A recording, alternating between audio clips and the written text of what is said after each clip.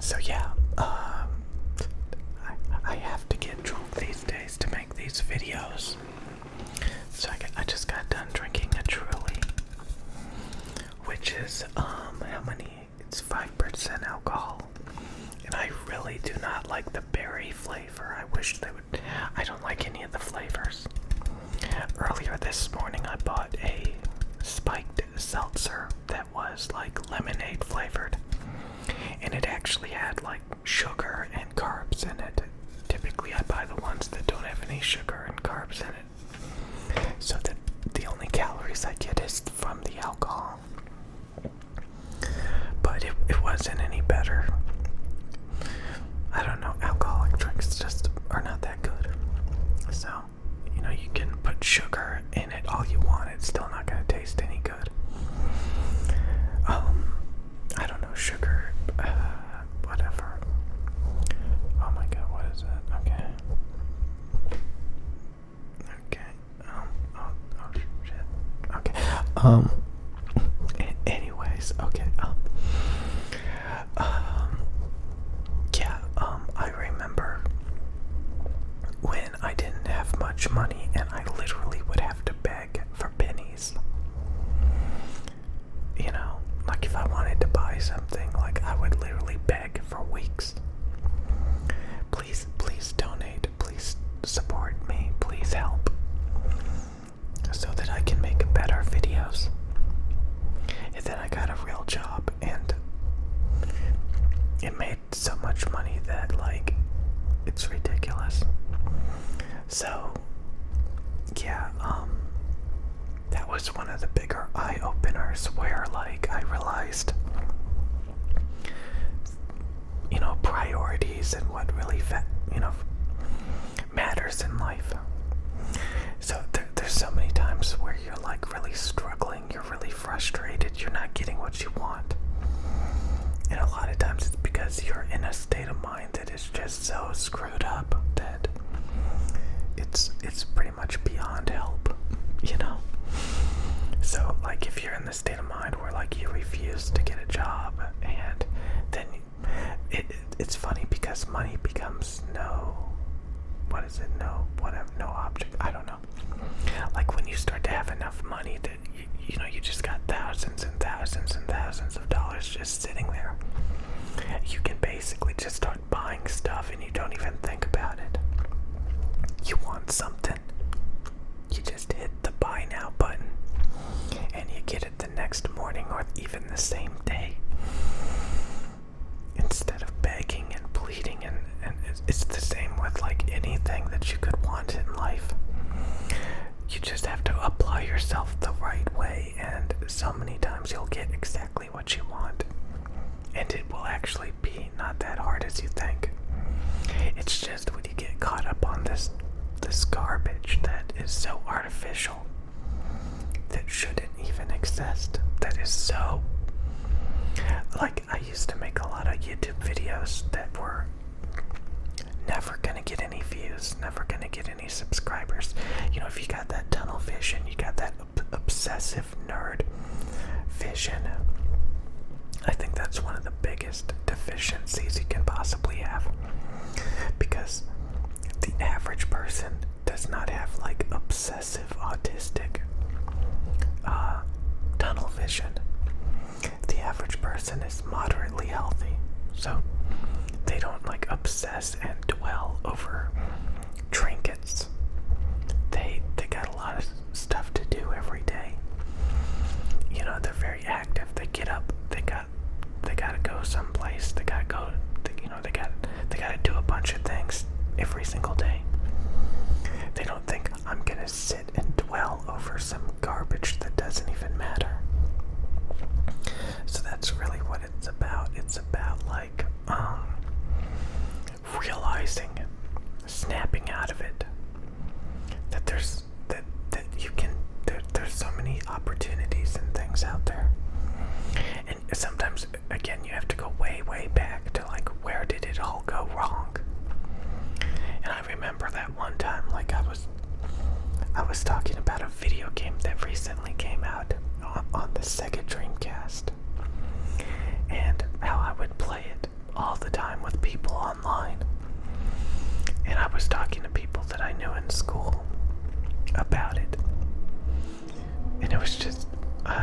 I don't know.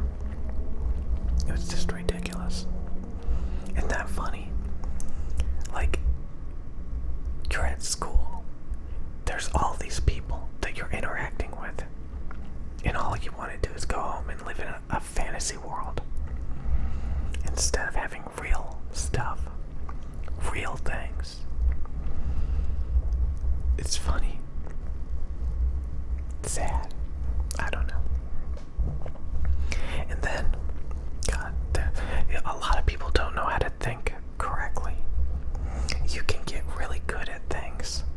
You can master things and you can apply yourself. What do I mean by that? This is having an effect. I activated a compressor on these microphones and that did not make the microphones clip. I kind of had like an OCD rule that I'm not going to use any processing on my audio in these videos, which was a very bad idea because microphones can clip very easily if you don't tame the peaks with a compressor or like a limiter. Compressor is better. So I finally enabled a compressor, and when I just hit this thing against the microphone, that would have clipped and that would have been triggering. I would have been like, I'm clipping again. But it prevented it from clipping. So yeah, basically, if you just record audio raw, especially if like you have a sensitive microphone, you know, you can have huge dynamics. Really quiet, really loud, really quiet, really loud. And, you know, any loud, high-pitched sound is gonna clip like crazy. So anyway, yeah, I have these flashbacks of like, I remember sitting around a group of people, a couple of people, and somebody mentioned that like, you know, that I was basically, obviously, like, shy, you know, insecure, because, like, instead of, like, you know, making eye contact and starting conversations, I was just staring down, and I remember, like, the guy that said that, you know, he was getting in all these different relationships and stuff.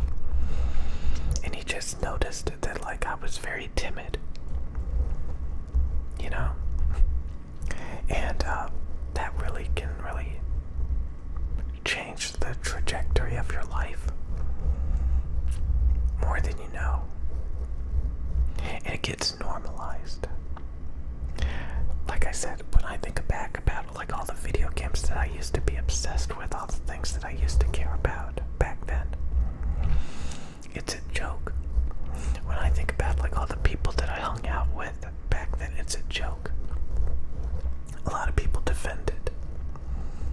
I mean, if you know you're a nerd, if you know you procrastinate a lot, if you know you have dorky hobbies, just admit it.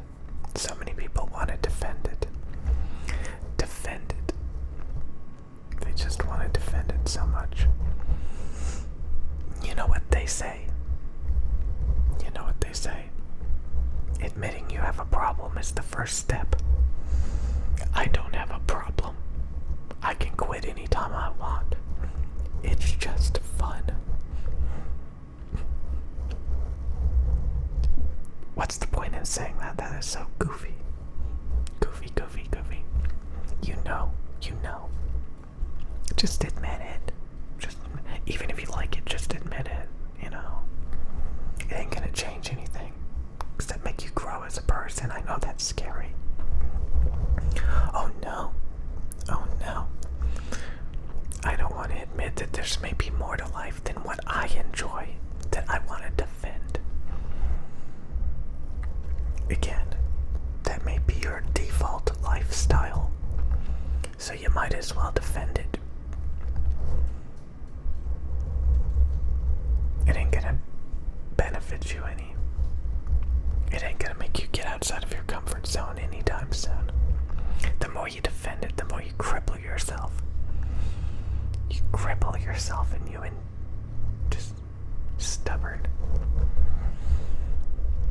It's always nice to have that thought in the back of your head. Maybe I could be doing something else. Maybe there's more out there than what I'm doing currently. Nothing more pathetic than defending what you already have to the point that it's ridiculous. You only have more to gain, not less. You know, sometimes you have to rattle some bird cages. The bird is very content in its cage. But why don't you just rattle the bird cage every now and then? Be like, hey, wake up. There's a fly, you could hear it. Yeah. So, yeah, the channel's been getting a few new subscribers. I love it. Not that much though. I've just noticed that, this channel has been getting like a new subscriber every 30 minutes at least, I guess. Went from like 500 subscribers the other day to like 750. Again, you need like 1,000 subscribers just to get AdSense, and you need at least like tens of thousands of views. It'd be better at like 50,000+ views per video. It's not until you really get to like 100,000 views that you can really replace a job with making goofy YouTube videos. And again, even if like you make YouTube your job, you're not gonna have any social interaction. You're gonna have to like go out of your way to get that. That's one of the benefits of like having jobs and stuff, but not always. If you have a bad job, like you work like the night shift and you work all alone and you're just killing time, yeah. But like a lot of times you end up getting a relationship. I know so many people who got married and had kids and all this stuff because they worked together at a job, and then they started dating. So, I mean, you get all of these social interactions and all of these benefits a lot of times, not just work. But, yeah, it's fun to think back about, like, God, just, it's always nice to think about this stuff every now and then, because you can kind of reflect on how did I spend my day to day. Did I just sit around and talk to a bunch of dorks? Talk to a bunch of nerds? Did I just sit around and play video games all day? Did I obsessively focus on something that doesn't even matter? Because it's like my hobby that I'm passionate about. Wow, I'm really passionate. Goofy. More like tunnel vision and autistic, That's your passion. A autistic obsession with garbage. That's your passion. Oh, it's so important. It's kind of interesting because a lot of times you can think things are so important. They're so great. I think it's very important to be able to trash things. If you realize, you can do better or that it's a waste of time. And again, a lot of people get invested, or they think that the things that they do every day are like the only opportunities they'll ever have, so they might as well just embrace it. It's called coping. A lot of gamers do that. They cope a lot. Sir Cope-a-lot is gonna buy a new game where he gets to pretend to be a knight and fight skeletons. Sir Cope-a-lot is gonna pick flowers and whatever else, read a story. Sir Cope-a-lot. You'd be better off if you threw your PlayStation, threw your Xbox in the trash. Sir Cope-a-lot. You have nothing to lose and everything to gain, but you'll defend it to the very end. I used to watch a YouTube channel called Metal Jesus Rocks. He talks a lot about, old video game consoles and games and preserving games and what a loser. I remember one time he made a video talking about how he was getting really fat or how video games are for losers. I think maybe he was right. I think people criticized him about that, but he defended it. But I'm starting to think that the Game Boy and the Game Boy Advanced and the GameCube and the Xbox are not worth anybody's time who isn't autistic. I'm just saying. I had to admit to myself that I liked a lot of garbage. That I was nostalgic. Nothing more pathetic than sitting around playing Mario Kart with some other grown man who collects retro video game consoles. I know. You enjoy it. It's okay. Most people don't, though. But you can find like-minded people, and that will help you cope. Enjoy your GameCube in your retirement home. Nothing sad about that. It's what you grew up doing.